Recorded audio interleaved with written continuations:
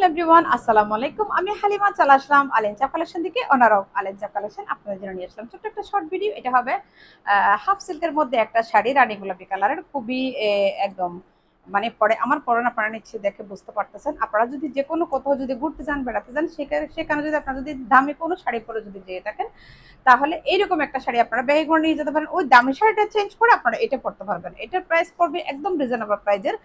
Colour যেটা দেখতেছেন একদম বরাবর সেম কালার। এই শাড়ি পুরোপুরি কালার গ্যারান্টি। ব্লক, এটা হয় ব্লক প্রিন্টের। এই ব্লকগুলো কিন্তু উঠার মতো না, এগুলো উঠবে না।